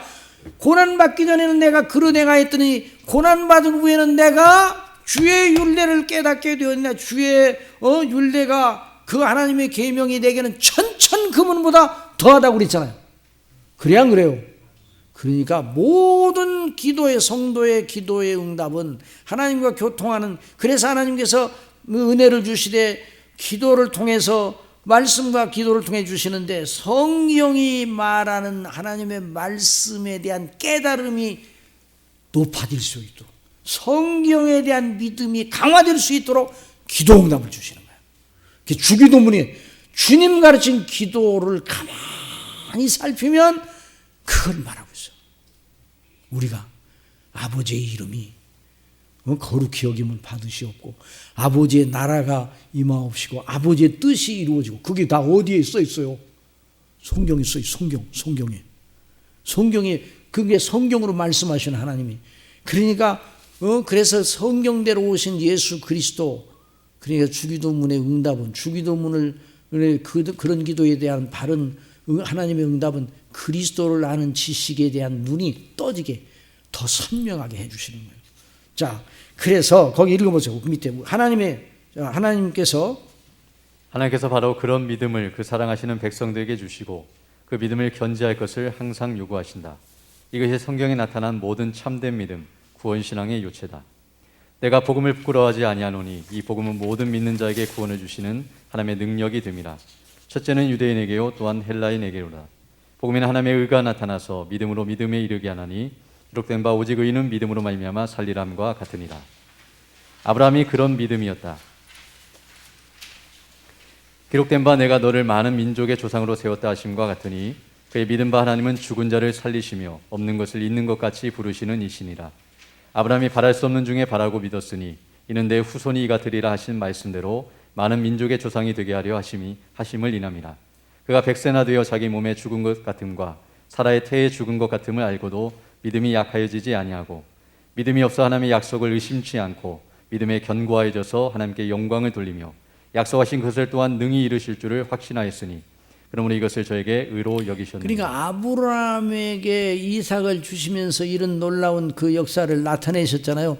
결국 누구를 우리를 위하여 내어주시기 위해서 이삭을 태어나게 하셨죠? 그렇지. 그리스도를, 그러니까 아브라함과 다윗의 자손으로 오실 예수 그리스도. 그래서 이 아브라함의 의롭다 하신 하나님께서는 예수 그리스도를 믿는 우리 모두를 의롭다 하신다. 그것과 같은 연관이 있다는 것을 로마서에서 말하고 있어요. 이제 내일 저녁에 이제 또 그걸 배울 것입니다. 자, 그 다음에 히브리서 11장에 나오는 아벨로부터 시작하여 성경 역사 속에서 등장하는 모든 믿음의 위인들이 그런 믿음을 견지하였다. 그러므로 하나님께서는 하박국에게 이제 성경의 명백성과 항시적 유효성. 그러니까 오늘은 이 요점을 배워야 돼. 우리 믿음이 이제 오늘날 말이에요. 너무 참 큰 문제는 성경을 시원찮게 생각하는 이 풍조가 이 한국교회에요 만연돼 있어. 성경을 설교해야지. 성경을 교회마다 교회마다 성경을 설교를 하지 않고 무슨 성경을 오늘날 설교를 보면 내가 그래서 이제 설교학을 이제 우리 신학교에서 가르칠 때가 있어. 요즘 순대 설교하는 사람 많다고 해서. 순대는 껍데기는 뭐예요? 껍데기는 뭐예요? 껍데기는 뭐예요? 순대 껍데기는 돼지 창자죠. 속은 뭐예요? 아무 상관없어. 껍데기는 본문은 읽어요. 그러니까 기독교 설교요. 그런데 내용을 들여다보면 전혀 성경이 말하는 건 다르고 세상으로 잔뜩 거기다 채워놨어요. 그래서 내가 순대 설교 하지 말라고. 성경을 설교해야 돼요. 성경을. 그래서 성경의 속성이 무엇인가. 성경을 통해 지금도 말씀하시는데 그걸 배우게 하시는 거예요. 그러니까 하박국을 통해 먼저 그걸 이미 알았던 성경을 다시 생각하고 거기에 비추어서 오늘 현실을 바라보거라. 그 믿음이 참 믿음이야. 의인은 그 믿음으로 사는 거야. 이걸 가르치는 거예요. 그러니까 이 성경의 속성을 제대로 배워야 돼요. 성경 권위를 배워야 돼요. 자, 그러니까 칼빈, 존 오웬, 리차드 존 프라벨 이런 청교도 설교자들, 조나단 에드워드, 조지 휘필드, 로이드 존즈 이런 분들이 왜 위대한 설교자인가? 성경을 설교하기 때문에. 제가 칼빈 목사님 지금부터 한 500년 전에 사람이잖아요. 로이드 존즈 목사님은 1981년에 하늘나라 가셨어요. 그런데 400년 내지 450년간의 기간이 떨어졌어. 그런데 두 권의 설교집을 읽으면요, 한 시대 지난 주일에 와서 칼빈 목사님 설교하고 이번 주일에 와서 로이드 존즈 목사님 설교한 것 같아. 아무 차이가 없어. 왜? 한 성경을 강론하는 거죠. 자, 거기 보세요. 자, 오늘 이제 그걸 배워야 돼. 그러니까 왜 우리가 오늘날 이 교회가 이렇게 이상하게 되는가? 성경을 안 배워요. 성경을. 자, 그다음 보세요. 그러므로 하나님께서는 하박국에게 깨닫게 하시되 기록된 하나님의 계시 묵시의 말씀인 성경대로 일하시는 하나님을 믿는 믿음의 절대성을 배우게 하셨다. 여호와께서 내게 대답하여 가라사대 너는 이 묵시를 기록하여 판에 명백히 새기되 달려가면서도 읽을 수 있게 하라. 하나님의 계시의 방식인 성경, 거룩한 기록으로 계속 말씀하시는 하나님을 아는 지식이 참된 지식임을 이 대목에서 가르치신다. 이 묵시를 기록하여 판에 명백히 새기되 달려가면서도 읽을 수 있게 하라. 그 어느 누구도 손대거나 변개하거나 지우거나 더하지 못하게 명백하게 공적으로 하나님의 자신의 뜻을 알리시는 계시의 방식이 바로 성경이다. 그래서 신학적으로 이를 가리켜 성경의 명백성이라 한다. 뭐라고 한다고요? 명백성이 명백성, 기록으로 명백하게 하나님의 뜻이 무엇인가 가물가물 하나님의 뜻을 체험해야 되는데 이렇게 하지 말고 하나님의 기록된 말씀으로 가면 그게 하나님의 뜻이에요. 기록된 말씀. 이 시간이 이제 많이 지나가는데 이제 한 예로 제가 대학교 1학년 때 부끄러운 일을 한번 얼른 얘기하겠습니다. 대학교 1학년 때 1학기를 마치고 나서 성적을 보니까 왜 장학금을 신청을 해도 되겠다는 생각이 들어서 내 친구랑 같이 야, 우리 장학금 신청하자 그랬더니 그 친구는 가만히 있는 내가 이제 설득 해가지고 같이 그걸 어떻게 해야 되냐 그랬죠. 야, 우리 장학계 선생님 한번 찾아보면서 한번 왜냐하면 더 잘 가르쳐 줄 줄 알고 그래야 장학계 선생님한테 갔어. 그 교무처에 갔더니 왜 학생들 왜 왔어? 그래. 장학 담당하시는 선생님 만나뵈라고요. 그랬더니 그 선생님 오더라고요. 오더니 우리를 빤히 쳐다보면서 몇 학년이야? 그러더라고요. 1학년이에요. 그랬더니 자네들 게시판 봤나 맞나? 게시판에다가 장학금에 대해서 총장 이름으로 갖다 써놓은 게시판 안 봤는데요. 그래가지고 거기서 얼마나 혼을 났는지 30분 동안 훈화를 듣는데 그냥 홍당무가 돼서 여기가 고등학생인 줄 알아? 고등학교인 줄 알아? 4,000명 대학 우리 대학이 4,000명인데 4,000명 대학생이 나한테 다 물어보면 어떻게 대답하나? 게시판에다가 분명하게 총장님 이름으로 교무처장님 이름으로 도장 찍어가지고 해놔서 그걸 봐야지 나한테 일일이 물어봐? 그냥 한참 이제 아주 교훈을 받았어요. 얼굴이랑 홍당 둘 다 유구무원이지. 이제 그래놓고 너무 지나치게 했다 싶으신지 그 양반이 또 친절하게 알려주시더라고요. 그런데 나오면서 아까 뭐를 얘기를 했지? 결국 그래서 신청하려면 어디로 가야 돼? 어디로 가야 돼? 게시판으로 가니까 명백하게 서류는 뭐하고 언제까지 하고 어떤 양식을 명백하게 거기다 게시판에다 해놨어요. 그래서 나중에 예수님 믿고 성경의 명백성을 배울 때 그 생각이 나더라고요. 그래서 오늘날도요 저같이 신앙생활 하는 사람들 많아. 성경보다 직통으로 하나님께 가가지고 은혜를 받아가지고 하나님의 뜻을 알아야 되겠다. 그럼 더 많은 은혜를 받겠다. 아니에요. 그런 방식을 하나님 쓰질 않아요. 계시해 놓으셔서 성경으로. 그러니까 성경만 참조해도 하나도 부족합니다. 어떤 사람은 천국에 갔더니 이런 사람인데 그 신학을 했다는 사람이 신학을 가르치는 양반이요. 그 양반 옛날에 신학대학에서 교수로 한 양반. 천국에 갔더니 누구는 없더래. 갔더니 있는 줄 알았더니 그 사람은요 거짓말하고 있는 거예요. 하나님이 그래 천국에서 누구 있다고 그러면 아무개 있다는 거 그거 다 가르쳐 주시겠어? 그건 거짓말이에요. 성경만으로 충분합니다. 여러분 믿습니까? 성경을 제대로 알아야 믿음의 생활을 할 수가 있는 거예요. 그러니까 의인은 믿음으로 말미암아 살리라. 성경대로 믿는 믿음으로 살라 그 말이에요. 자, 거기 보세요. 또 그 다음에 하나님의 뜻을 알기 위하여 다른 데를 두리번거릴 필요가 없다. 오직 성경으로 나아가 성경에 기록된 바가 하나님의 뜻이다. 성경은 그래서 하나님의 뜻을 아는 지식을 위하여 우리에게 충분하고 어려움없고 완전하다. 성경의 충분성과 무호성 그리고 하나님께서는 지금도 성경으로 말씀하신다. 그때 예수께서 성령에게 이끌리어 마귀에게 시험을 받으러 광야로 가사 40일을 밤낮으로 금식한 후에 줄이신지라. 시험하는 자가 예수께 나와 가로되 내가 만일 하나님의 아들이여든 명하여 이 돌들이 떡덩이가 되게 하라. 예수께서 대답하여 가라사대 기록되었으되 사람이 떡으로만 살 것이 아니요 하나님의 입으로 나오는 모든 말씀으로 살 것이라 하였느니라 하시니. 자, 거기에 보면 예수께서 거기 보세요. 그 영어로 보면 Man does not live on bread alone, but on every word that comes from the mouth of God이라고 했어요. 하나님의 입으로부터 지금 나오는 말씀이라 그 말이에요. 아시겠어요?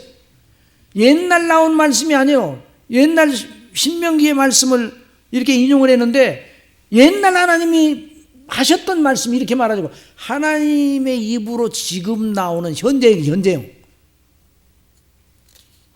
지금도 하나님께서 말씀하십니다. 성경으로 말씀하십니다. 여러분 믿습니까? 성경으로 말씀하시는 거예요. 그래서 성경을 바르게 강론하면 그게 하나님의 말씀이야. 오늘날도 오늘 설교자들이 성경으로 성경을 풀어 바르게 해석하고 강론하면 그게 하나님 말씀이에요. 그 다음에요. 성경은 지금 베드로전서 1장 23절. 너희가 거듭난 것이 썩어질 씨로 된 것이 아니요 썩지 아니할 씨로 된 것이니 하나님의 살아있고 항상 있는 말씀으로 되었느니라. 그러므로 모든 육체는 풀과 같고 그 모든 영광이 풀의 꽃과 같으니 풀은 마르고 꽃은 떨어지되 오직 주의 말씀은 세세토록 있도다 하였으니 너에게 전한 복음이 곧 이 말씀이니라. 우리는 성경의 항시적 유효성. 아니 근데 그 앞에 보면 오직 주의 말씀은 세세토록 있도다, 이거 미술진 영어 성경 그 NIV 보면 but the word of the Lord, 자 주의 말씀은 stand forever, 항상 서 있다, 항상 유효하다, 항상 유효해. 하나님의 말씀, 하나님의 말씀은 영원토록 유효해. 왜 그러냐? 하나님은 영원하지 불변하시는 분이야. 하나님은 바뀌시는 분이 아니야. 하나님은 무한하시고 하나님은 어떤 뜻을 정하실 때 바꿀 가능성이 없어요. 완전하시기 때문에 미리 완전하게. 사람은 자꾸만 중간중간에 바뀌잖아요. 설계를 바뀌어요. 설계 변경이 있어요. 그러나 하나님은 그렇게 안 하셔요. 왜? 하나님은 완전하시고 불변하시고 언제나 일양 미쁘시기 때문에 영원해요. 그러니까 그 하나님의 말씀인 성경은 당신 자신의 이름을 걸고 주신 계시의 말씀이니까 바뀔 수가 없어요. 그래서 항상 유효해. 그래서 거기 보세요. The Bible is the word of God. 하나님의 말씀으로서의 성경은 raised up to the date. 항상 최신이야. 여러분 우리가 성경 읽어보면 옛날 책으로 들려요? 오늘 내게 주어지는 말씀으로 들려요? 옛날 책으로 들리면 안 돼. 옛날 다윗이 3000년 전에 말했다네. 그렇지 않잖아요. 시편 우리가 23절 읽으면 지금 우리에게 말씀하시잖아요. 모든 말씀들이. 그러니까 항상 의인은 믿음으로 말미암아 살린다. 참된 신앙인은 성경에 의존하여 성경 말씀을 따라 믿는 믿음의 생활을 한다, 그 말이에요. 그 사람이 구원받은 사람이고 그 사람이 영생 얻은 사람이고 그 사람이 하나님 나라의 영원한 그 기업 물을 자란 말이죠. 그런데 오늘날 성경을 무시하니 말이에요. 이게 참 너무너무 기가 막힌 거죠. 또 어떤 사람은 이렇게 하고, 오늘 현대 목회를 하려면 현대인들을 이해해야 된다. 어떠냐 하면 만화책을 300권을 쌓아놓고 읽는데 어떤 목사, 정신 나간 목사예요. 그 만화책은 누가 썼어요? 만화가들이 썼어요. 만화가들이. 그래야 현대인을 이해한다나? 성경을 바르게 알면 인간을 다 알게 돼 있어요. 옛날 3000년 전의 인간이나 오늘 인간이나 같습니까? 좀 다릅니까? 마차 타고 다닐 때 그 사람이나 지금 최첨단의 이동수단을 이용한 자동차를 이용하는 오늘날 사람들이나 문명의 이게 삶의 이기는 좀 차이가 있어요. 그러나 생각하는 건 똑같은 거예요. 그래서 성경을 읽으면 거기 누가 있어? 여러분 출애굽기를 읽으면 거기 출애굽기 민수기를 읽으면 거기 그 광야에 있는 백성들 이야기를 읽으면 거기 누가 있냐고요? 거기 누가 있어요? 내가 있어. 누가 있다고? 어쩌면 내 얘기를 그렇게 거기 있는지 몰라. 여러분 얘기는 없던가요? 다 있어요, 거기가. 그러니까 사람이 성경을 제대로 알면 현대인을 연구하려고 할 필요가 없어요. 현대인들을 연구를 해서 뭐 하는 거예요? 사람을 다 하나님을 아는 지식을 알면 사람이 누구인가를 아는 거예요. 그런데 오늘날 그래서 이 아더 핑크 목사님은 존 메가드 목사님은 오늘날 교회가 문화적인 설교라니 문화를 접근해가지고 문화인을 만들려고 그래요. 설교의 목적은 하나님의 사람으로 그리스도 안에 온전히 서게 해서 구원받은 자로 하나님 나라의 백성으로, 그게 설교의 목적이에요. 구원의 목적이에요, 설교는. 그러니까 성경을 강론하면 거기 예수 그리스도를 증거해서 예수님을 믿음으로 말미암아 구원해 주시는 하나님의 성령님의 감동을 통해서 그가 예수님을 믿어 영생 얻어 하나님과 영원한 교제를 하고 영생 얻은 하나님을 알고 예수님을 알고 영원토록 하나님을 섬기고 즐거워하는 그런 사람으로 만들도록 그렇게 하나님께서 역사하시잖아요. 그래서 설교자를 세워서 교회 설교자가 더 죄인입니까? 회중들이 더 죄인입니까? 언제 제가 물어보니까 우리 교회에서 제일 죄인 중의 교수는 저라고 그러던데. 똑같은 거예요. 다 설교자나 본질상 죄인 중의 교수지만 하나님께서 은혜를 주시고 소명을 주셔서 목회자로 세워서 하나님의 말씀을 증거하는 설교자로 세웠으면 그 설교자를 우리가 존중히 여겨야 되는 이유가 그 설교자 자체가 우리보다 더 탁월한 사람이라서 그런 게 아니라 하나님이 거룩하게 쓰셔서 그분을 통해서 말씀하시는 거예요. 그러니까 중심교회 설교자는 김태선 목사님을 세우셨으니까 김태선 목사님 통해서 증거되는 하나님의 말씀을 잘 받아서 믿음 생활하는 것이 바른 그런 자세예요. 그러니까 목사님을 위해서 기도하는 건 목사님 개인을 위해 기도하는 게 아니에요. 그래서 여러분들이 기도할 때 반드시 설교자를 위해 기도해야 됩니다. 그건 자신을 위해 기도하는 거예요. 교회를 위해, 하나님의 나라와 영광을 위해. 그래서 하나님이 하시는 일이 너무너무 놀라운 것이죠. 자, 그 다음에 더 읽으세요. 그러므로 언제나 강조하는 것이지만 저나 여러분이 하나님의 불가항력적인 은혜로 말미암아 진정으로 구원을 받았다면 성경을 듣는 사람으로 나타나기 마련이다. 뭐를 듣는 사람으로요? 성경을 듣는 사람으로 그걸 이제 하박국에게 먼저 가르쳐 주신 거예요. 너 현실을 바라보고 고통스럽게 생각하지 말고 너 배웠던 성경 있지? 모세오경으로부터 선지자를 통해서 지금까지 알고 있던 그 하나님을 아는 지식이지, 성경에서 배운 거 그거 다시 한번 되새기라 이 말이에요. 거기에 입각해서 믿음 생활하라. 그걸 가르치고 있는 거예요. 지금 하박국이 특별한 이전까지 몰랐던 것을 특별하게 새 계시를 받았다. 물론 하나님께서 또 하박국을 통해서 더 깨우쳐 주시는 그런 의미에서 이제 더 깊게 이제 깨우쳐 주시려 이런 말씀을 하긴 했지만 같은 본질이에요. 자, 그 다음에 또 보세요. 오직 의인은 믿음으로 말미암아 살리라. 그 믿음은 성경을 믿는 믿음이다. 그래서 하박국에게 그렇게 응답하신 것이다. 요즘 어떤 설교자들은 성경만으로는 모자라는 인상을 주는 설교를 많이 한다. 성경 자체를 설교하지 않고 성경을 이용하여 자기 견해를 말한다. 그런 설교자는 사람들에게 인정을 받을 수 있으나 하나님께는 버림받은 설교자요, 그런 설교로 구원받는 자가 없다. 그런 설교로 구원받는 자가 없어요. 사람은 많이 모이게 할 수 있어.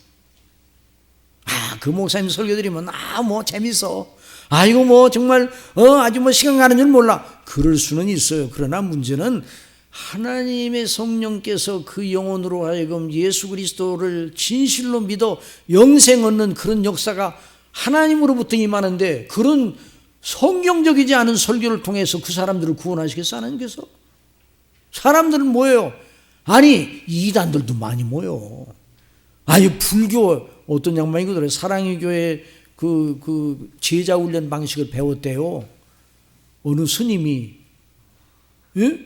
가서 제자 훈련 방식을 배웠대. 그래가지고 예수님을 잘 믿으려고 배운 게 아니라 어떻게 하면 우리 교회, 우리 불교의 그 절간에 오는 분들을 많이 늘릴까, 이거 연구를 했는가 봐요. 사랑의 교회를 보니까 제자 훈련을 해가지고 뭔가 엄청나게 이렇게 부흥이 되는 외적으로 그걸 보고, 그래가지고 거기 가가지고 갔다 온 다음에 셀이 1000개나 늘어났대. 셀이라는 게 뭐예요? 조별이 그 불교가 부흥됐어. 많이 모였어. 부흥이에요, 그게? 그리고 정신 차려야죠. 오늘 한국교회가 정신 차려. 이런 말이 인터넷을 통해, 유튜브를 통해 다 나갈 거예요. 정신 차려야 돼요. 사람들이 얼마나 많이 모였는가 중요한 게 아니라 그 강단에서 어떤 메시지가 전하느냐가 더 중요한 거예요. 그거에 실패하면 처음부터 실패한 거야. 그게 성경으로. 그러니까 의인은 믿음으로 말미암아 살리라. 성경대로 믿는 믿음으로 살라, 그 말이에요. 여기서는 시간이 다 돼가지고 더 이상 많이 못 하겠네. 조금만 읽고 이제 그 다음에 내일 판프렛 가주세요. 반풀이 안 가져오시면 또 다시 또 만들어라면 그러니까 꼭 가져오셔야 돼요. 조금만 더 읽어요. 하박국은 하나님의 명을 받아 받은 말씀을 기록하였다. 그 책이 바로 하박국서이다. 그러나 하나님께서는 하박국에게 모세와 선자들에게 주시고 증언하게 하시고 기록하게 하신 하나님의 의중, 곧 성경을 통하여 당신의 뜻을 광포하신 방식을 반추하게 하신다. 성경의 모든 책들은 그리하여 하나님의 진리의 말씀이라는 한 유기적 몸의 지체들이다. 실로 하나님께서 구약시대에 모세와 선자들을 들어 하나님의 계시, 약속, 예언의 말씀과 백성들을 위하여 행하신 일을 책에 기록하게 하셨다. 다른 말로 하여 성경을 주셨다. 그 다음에 넘어가서요.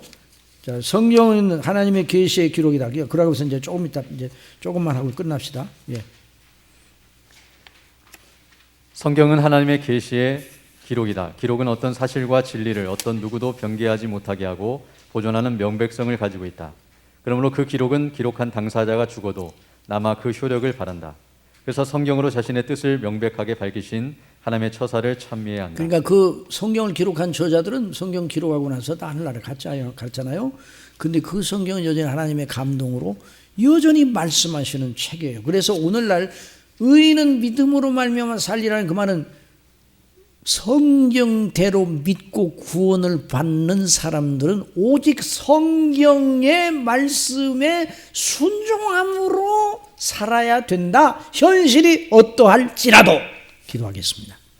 아버지 하나님, 성경대로 믿는 사람을 하나님께서는 그리스도 안에서 구원하시고 그 믿음으로 살라고 가르쳐 주십니다. 성령님, 저희 심령 더 가르쳐 주시고 기름 부음을 주셔서 이 비밀의 영광이 무엇인가 오늘도 깨닫게 해주셨으니 내일 모레도 더 깨닫게 하여 주옵소서. 우리 교회가 성경만 증거하고 풀어 증거하여 그리스도를 증거하여 각 사람을 그리스도 안에서 온전한 자로 세우고 귀한 또 이 사역자 김 목사님을 세우셔서 각 사람을 정결한 천으로 그리스도께 중매하는 놀라운 역사가 있게 하여 주옵소서. 예수님의 이름으로 기도드리옵나이다. 아멘.